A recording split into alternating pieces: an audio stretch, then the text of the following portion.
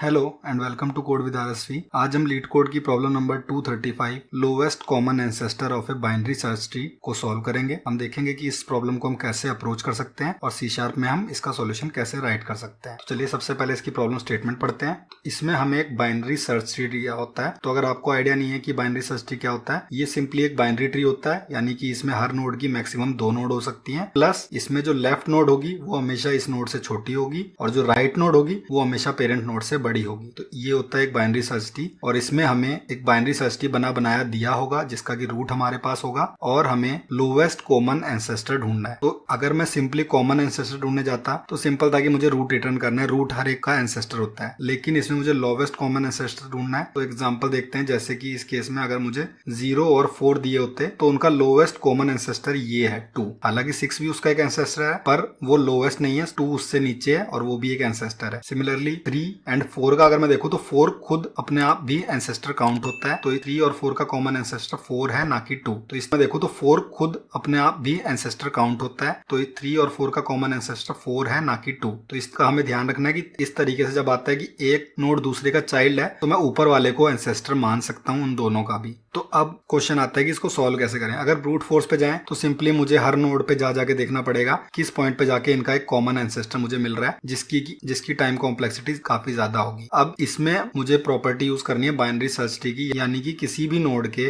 Left में उससे छोटे एलिमेंट्स होंगे और राइट में उससे बड़े एलिमेंट्स होंगे। तो जब मैं इसको चेक करने जा रहा हूं, जैसे कि मुझे 2 नंबर दे रखे हैं इस केस में 2 और 8 और 6 पे मैं चेक कर रहा हूं तो 2 इससे छोटा है, 8 इससे बड़ा है, यानी कि मुझे ऑलरेडी ऐसा एंसेस्टर मिल गया है जिसके दोनों सब ट्री में मुझे मिल रहा है। तो मैं किसी भी डायरेक्शन में नीचे जाऊंगा तो एक एलिमेंट मुझसे मिस हो जाएगा। तो ऑलरेडी आंसर 6 है। अगर ऐसा होता कि मुझे नंबर दिए होते 7 8 या 9 8 7 9 तो वो दोनों नंबर 6 से बड़े होते और उस केस में मुझे राइट डायरेक्शन में जाना था। तो इस अप्रोच को यूज करके मैं सॉल्व कर सकता हूं। मैं सिंपली अपने दोनों नंबर्स को करंट नोड से कंपेयर करूंगा। अगर वो दोनों बड़े हैं तो मैं राइट में जाऊंगा, अगर वो दोनों छोटे हैं तो मैं लेफ्ट में जाऊंगा, अगर इक्वल है तो मुझे डायरेक्ट रिटर्न कर देना है, मुझे किधर भी जाने की जरूरत नहीं है, और अगर एक छोटा और एक बड़ा है तो उस केस में मुझे ये रिटर्न कर देना है। तो इसके लिए सिंपली हम इतना सा लॉजिक लगा सकते हैं कि हमें वैल्यूज कंपेयर करनी है और उसके बेस पे लेफ्ट राइट मूव करते रहना है जब तक कि मेरे पास जो भी नोड है वो दोनों वैल्यूज के बीच में ना आ जाए। तो इसको देखते हैं कि कोड में कैसे इंप्लीमेंट कर सकते हैं। तो इसमें मुझे सिंपली एक इनफाइनाइट लूप चला देना है,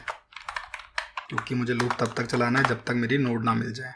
तो if root dot val lower than p dot val and root dot val lower than q dot val. तो अगर ये दोनों से ही छोटा है तो उस केस में मुझे root equal to root dot right कर देना है। इसके बाद सेकंड कंडीशन,